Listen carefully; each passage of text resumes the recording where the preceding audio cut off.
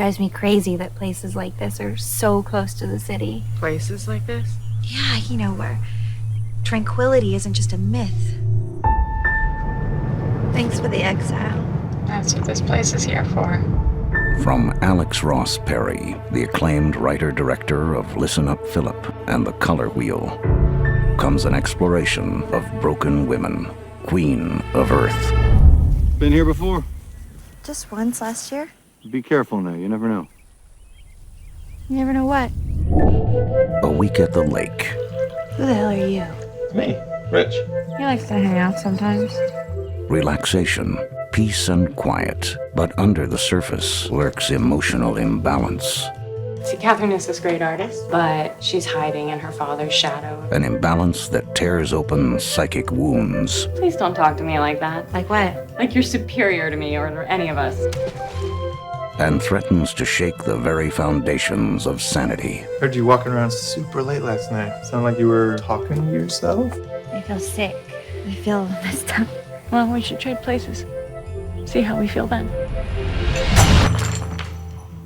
I could murder you right now and no one would ever know. Catherine Waterston in a role you'll never forget. I feel like I'm seeing you for the first time. And Elisabeth Moss as you've never seen her before. You are worthless. You are weak and greedy. You are why people betray one another. You are why there is nowhere safe. You are why there is no escape from indecency and gossip and lies. Leave me alone! Queen of Earth. An acidly funny and unnerving portrait of a psychological breakdown. Catherine Waterston is startlingly impressive, and Elisabeth Moss electrifies. A stylish, whispery love letter to teasing psychological horror. Alex Ross Perry's Queen of Earth. Hey guys.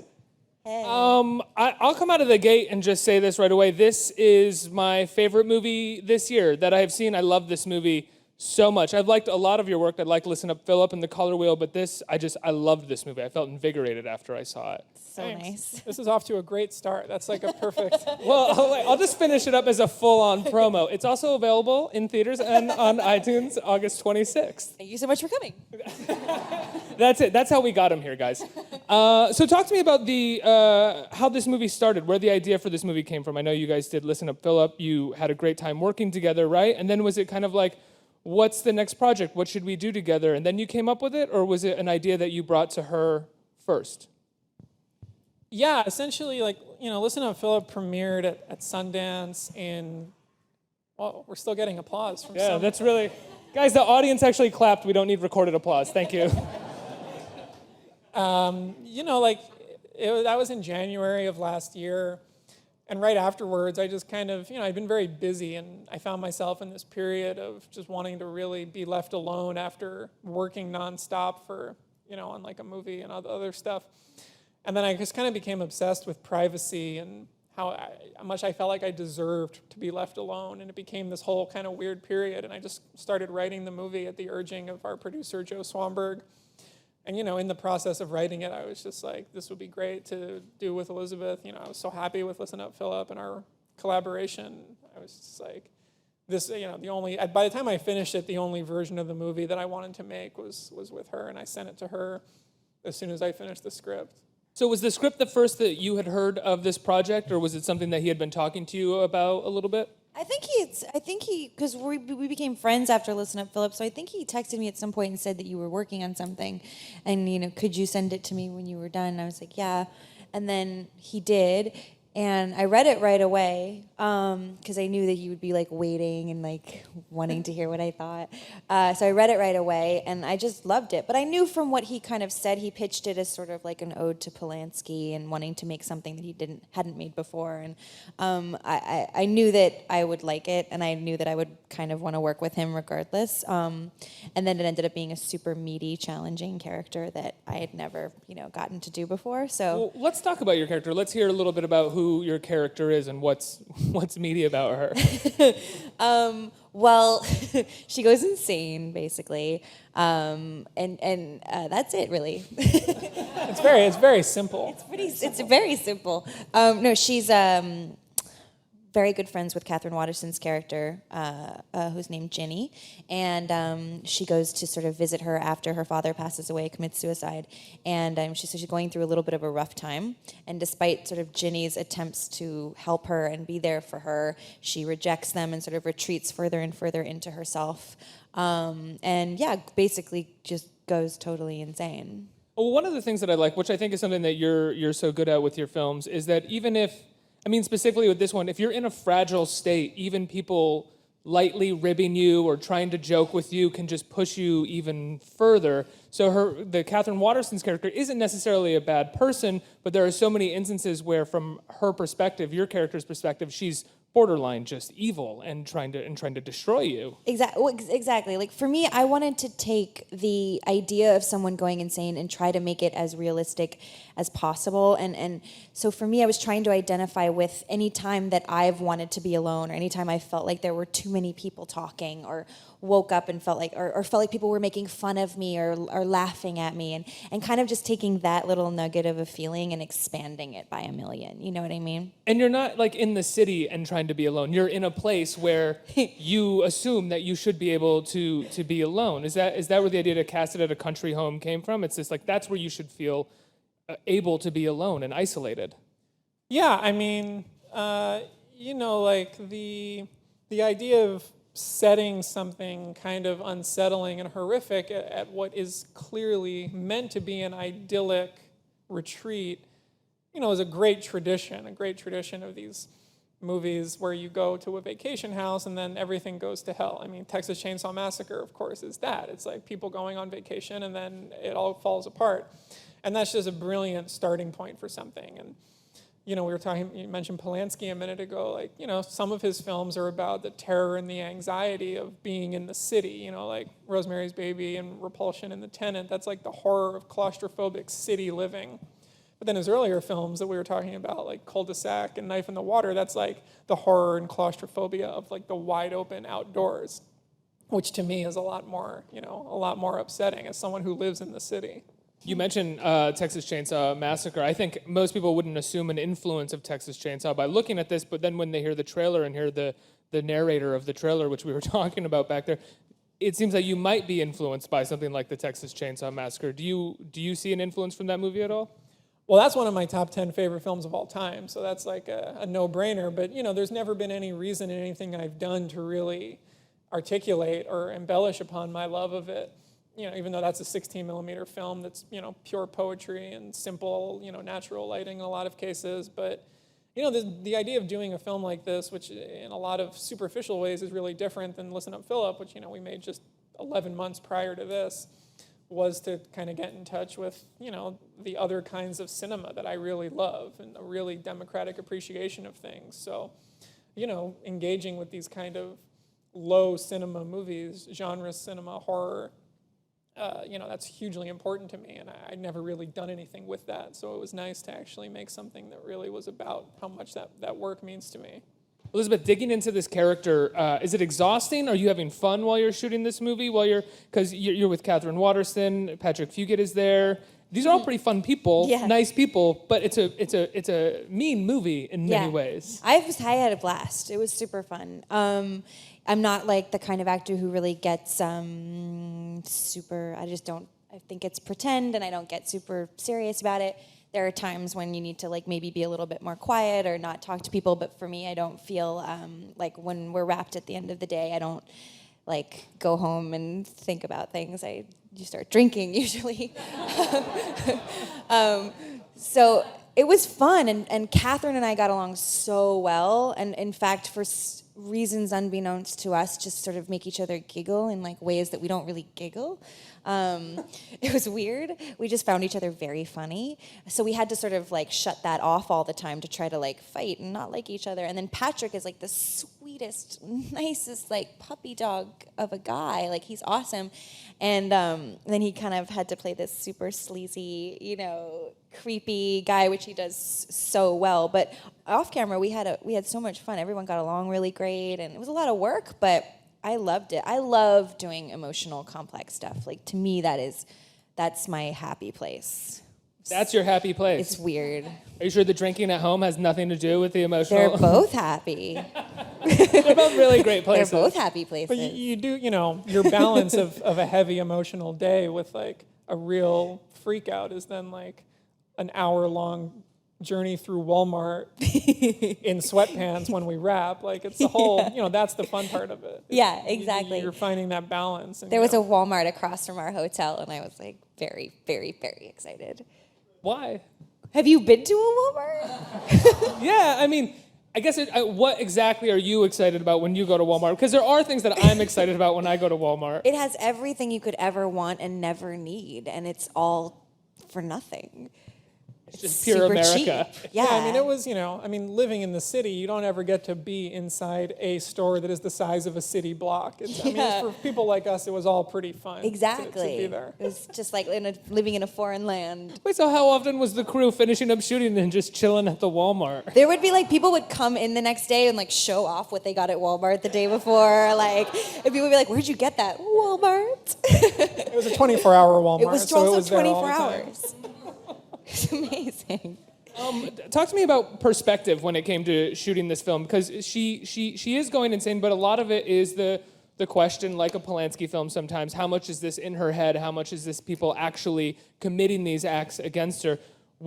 How much of that was, when you're shooting, do you know exactly how it's going to be edited, or what you're coming from the page, or are you trying several different things so that you have sort of safety nets when you go into editing?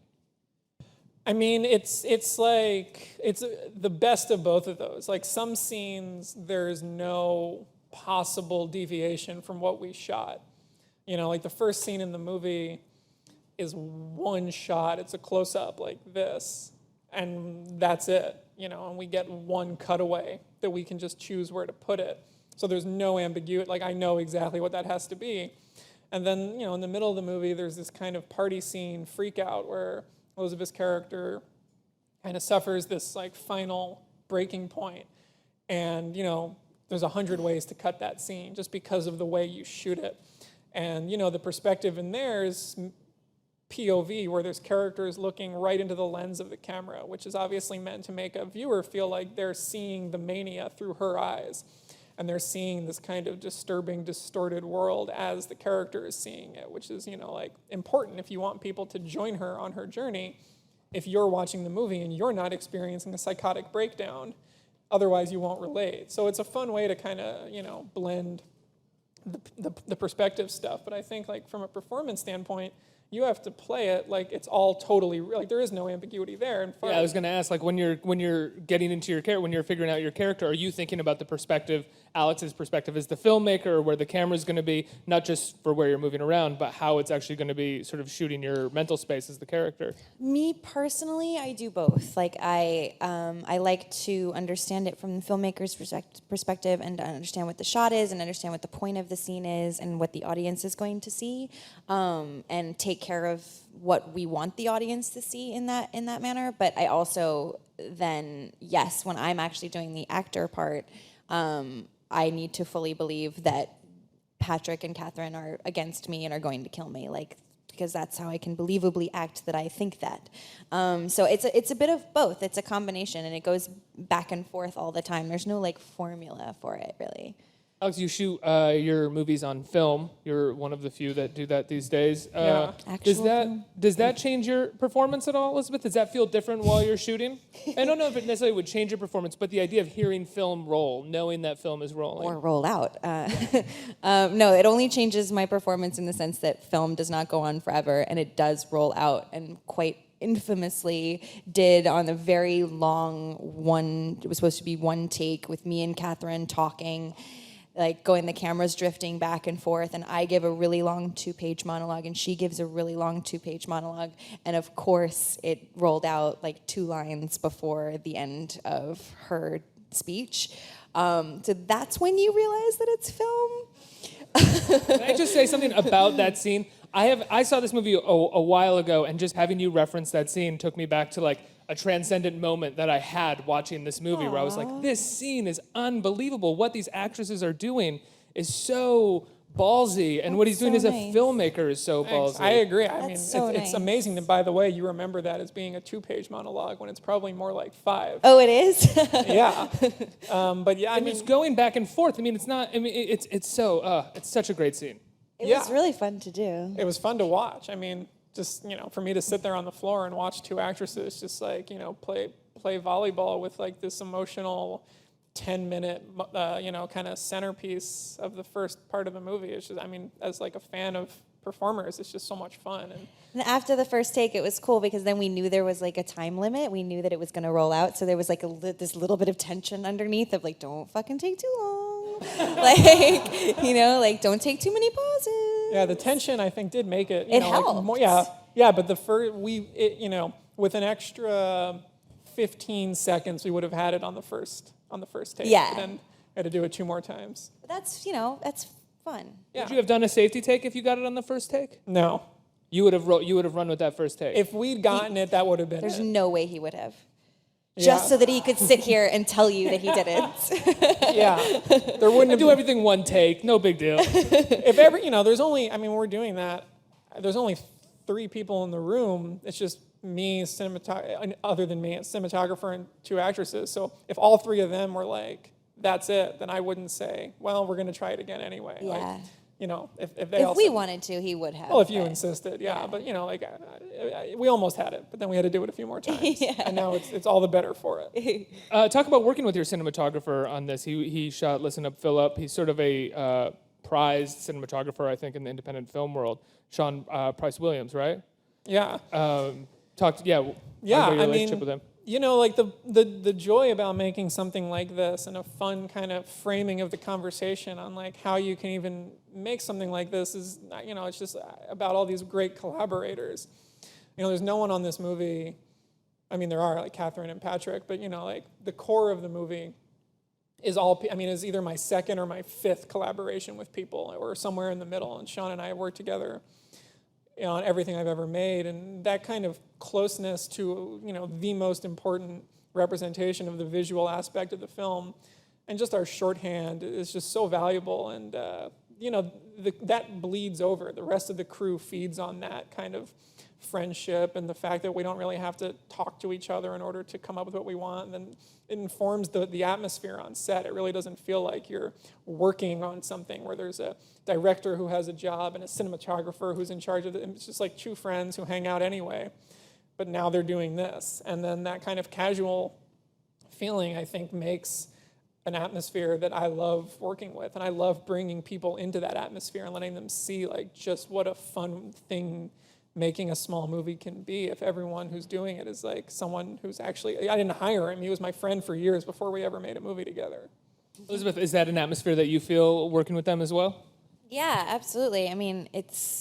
I love it. I wish everything could be like that. There's no, it's just so nice to be able to have an idea and voice it, and whether it's, we do it or it's shot down, we don't have to ask anyone else whether or not we're going to do it or not do it. There's like 2 people and they're probably standing right there. And that kind of immediacy in the collaboration is so rare. It's weird because this is probably the smallest actually film I've ever done as far as literally crew members. Like we had 11 crew members, which Alex pointed out to me. I thought it was 20. Was Listen Up, Philip the smallest before that? No, okay. I'm sure I've done something smaller than Listen Up, Philip. But this is kind of like my favorite movie I've ever done. This is your favorite movie you've ever done? Yeah, I think so. Can I say mine too? Don't you see how many times she's on the poster? Of course, it's like a total. This is a movie. Until I'm on 4 times, this will be my favorite movie. Can you talk about the response to this movie a little bit? It's a movie that I love, and I know a number of people who love it and will love it, but it's definitely like Listen Up, Philip, which you have discussed. It can be kind of divisive at times. Is that something that you knew you were making going into it, and you're just kind of like, this is what we want to make. Who cares if it's a little divisive? Yeah, I think that, if I may say, I feel like we're frankly very surprised that everyone else likes it as much as we do. There's been some really nice kind of critical praise of it, and people writing and saying very nice things about it, and we like it and we think it's great, but it's I think I thought it would be more polarizing than it has been.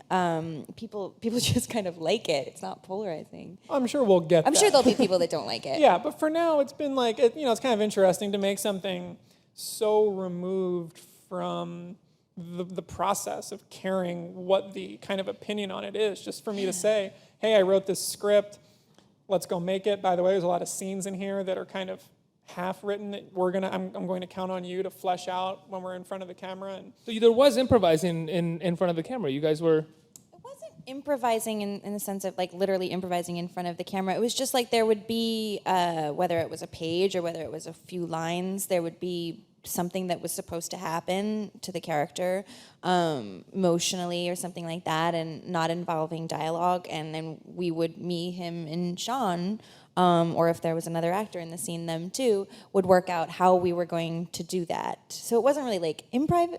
yeah, it's not like let's build the scene. It was more like, so this is the scene. How do we let's do it? kind of like, because we're in the same house for the entire movie. It's like, let's just kind of, let's create it. Not like, here's what I want out of this scene. Do you have any ideas? It was more like, here's exactly what I want out of this scene. What's the best way for you to bring this to me? And I'm asking that question to everybody. Like, what's the best way for you to bring out these words on the page, which sometimes isn't really written like a scene. Sometimes it's just like, here's what's going on inside Catherine's head. Like, she's experiencing X, Y, and Z. How do we shoot that?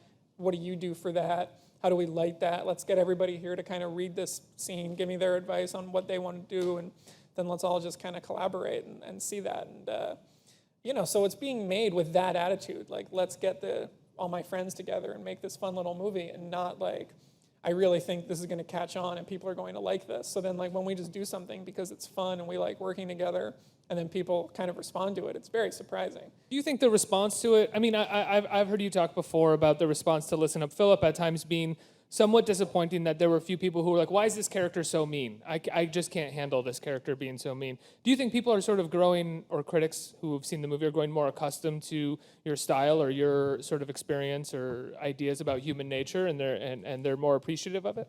Jeez, I don't know. I mean, one of the answers I always had when people would talk about that movie and say, oh, this character is very abrasive and challenging, is I eventually realized that the only reason they felt that way is because that film is presented in a sort of natural, everyday story. It's just like about people who live in Brooklyn and kind of have these relationships. And I always, talk about it, and I would think, like, you don't ask that question in genre movies. Like, so I wanted to try, that was one of my kind of curiosity points in making this movie as a response to Philip was, I can kind of make the same types of characters, but if you're saying this is a thriller-ish or a genre thing, no one's going to say, oh, Catherine's like a really, she's a really obnoxious, hard to be around person, because that's not the point of the movie. It's taking place in like this heightened sense of cinematic reality where that kind of goes out the window. It's not meant to just be like a drama about people who you may or may not know. It's like clearly a movie. You're doing like this only a version of the genre, though. It's a variation on a genre, not just like a clear thriller. How did you know sort of what version of a thriller you wanted to do, or how much to stick to that, and how much to sort of tell a sort of real story and have it committed to a certain kind of reality? I don't know. I mean, it was just feeling it out. It was all just kind of came from it, and it all built up once every collaborator put their mark on it. A lot of that came from having the words performed, and that made the script a different kind of movie. And then the cinematography, as we were getting footage back, clearly made it a different kind of movie. And then once we got the music, that clearly made it a different kind of movie. So, it's all just like, it's not really my spin on the genre. It's like me plus everybody else who worked on this movie's spin on it. And, we couldn't copy something that we loved no matter how hard we tried. So everyone who's working on this can only do what comes naturally to them. Elisabeth, when you go into making a movie like this, you say you love meaty, challenging roles. Coming out of Mad Men, do you have any fear about people's expectations of you as an actress or as characters that you might play? Do you ever consider that at all? No. I mean, I don't... I suppose I was a little bit more concerned about if I could do other things before I did Top of the Lake. And Great show. Thank you.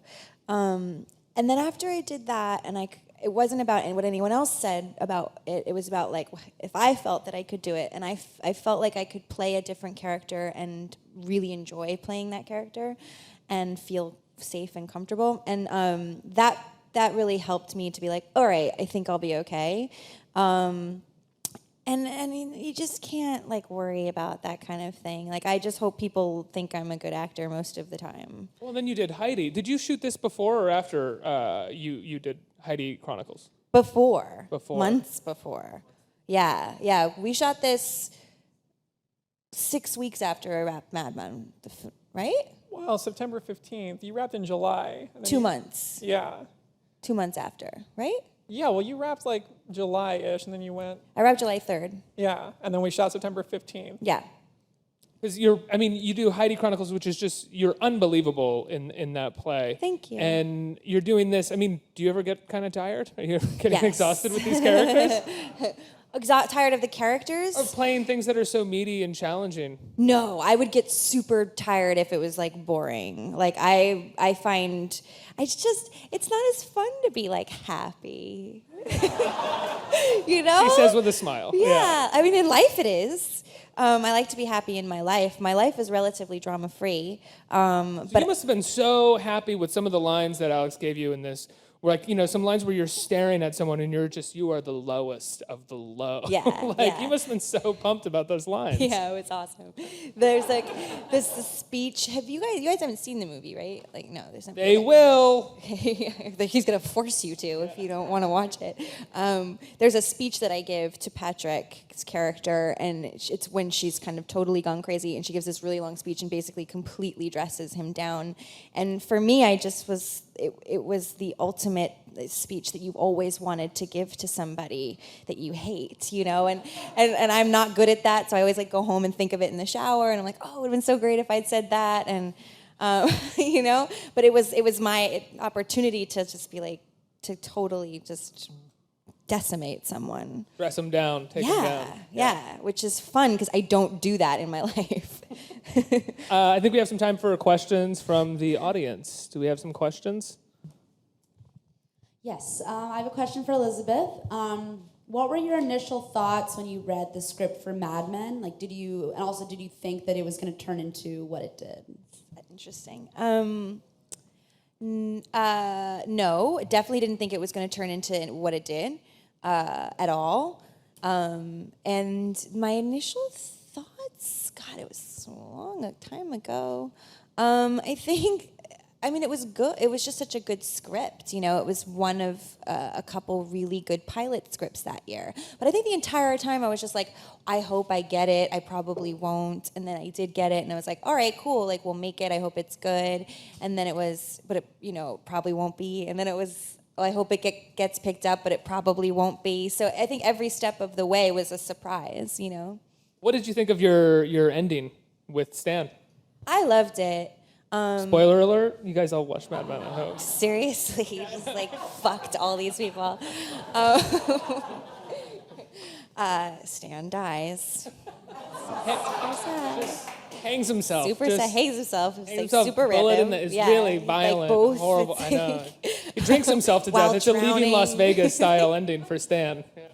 I loved it. I think it was a very feminist idea. The idea that you could have personal happiness as well as success in the workplace, and I actually thought that was a more feminist statement to make than her just getting a raise or a promotion. So I loved it. Also, it's nice to have her be happy for once, But you don't like playing happy. It was one episode, one scene. I feel like in the penultimate episode of that show, where you're walking in slow motion with the cigarette and you're holding that box, that'll be an iconic image for you as an actress and as that character. When you saw the episode screen, did you feel that? Were you like, oh, that'll be it? No, I haven't seen it, that episode necessarily. What? Yeah, I've seen the GIF. Oh, the GIF. The GIF, or the meme. The GIF, the GIF. Right? Am I saying that one right? Well, that person backstage said GIF. I never heard anyone say it out loud. I think it's GIF. I thought it was GIF. I think it's meant to be, but people don't do that. I always say GIF. I feel like the guy who created it like came out and He said it was yes, GIF. the guy's right. He came out and said like it's GIF. But I still feel like people didn't adopt that. But then someone back there said it. So who knows? Maybe it's catching on. Hey, audience, is it GIF or GIF? Regardless, I did not see that coming. Didn't expect it. I remember waking up the next day and I had like texts and emails of people sending this thing to me. And I finally watched it like a while after that. It was just another scene that we were doing, and I had a lot to do in the scene. I had things to carry, and I was trying to look cool, and I was trying to help the camera, and it was a complicated thing, and we had to move on to something else, and so it was nothing that I thought was going to become in any way iconic or gifable. Gift. Gift. Yeah, and if you liked that kind of like cool, powerful image in that episode, you should really watch this movie because it's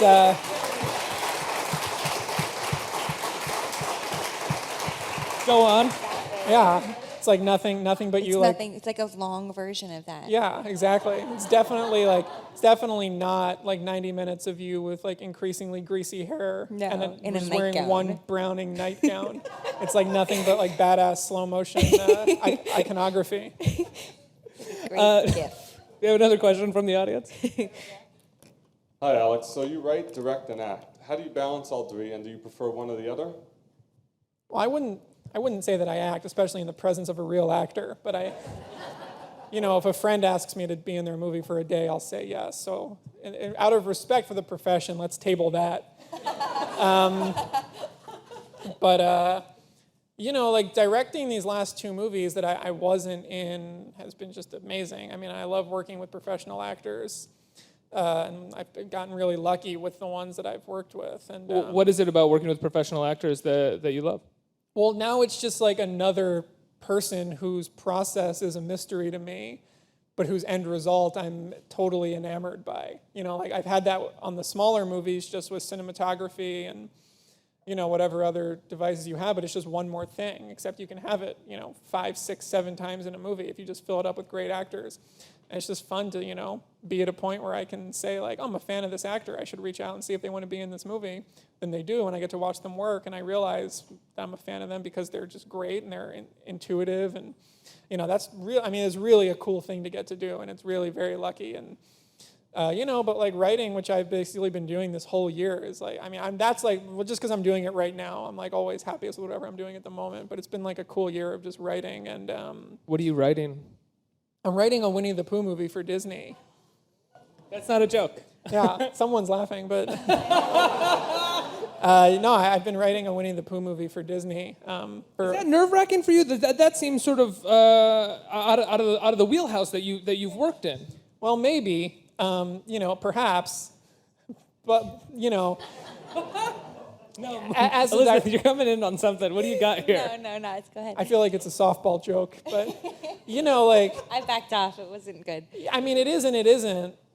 Not like getting into the specifics of the movie, but there's actually a fair amount of similarities, and there's actually like, I couldn't have gotten like the specific story of this movie is actually like pretty within my wheelhouse, but it's about like a guy and all of these animals, and I just like sit at home writing it with my 2 cats, so it's like it's pretty autobiographical at this point.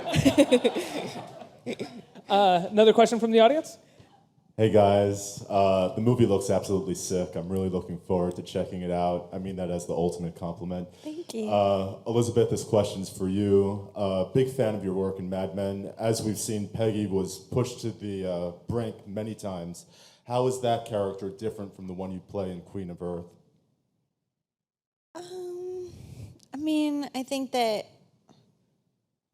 I suppose that this is a very specific, Queen of Earth is a very specific tale of a woman who is already probably in a precarious sanity, and is perhaps a bit more inclined to lose her mind than some. And it's a very specific situation, whereas Peggy's just a totally different story, and she's actually, a pretty smart, sane person. Is probably the last person who's going to lose her mind. It's just they're just very, very different. Yeah. Is that good? That was great. That was not good. Peggy's But you in know the what I mean? 60s? They're just different. Peggy's in the 60s. Just leave it there. Just leave it there. Peggy has brown hair. She has blonde hair.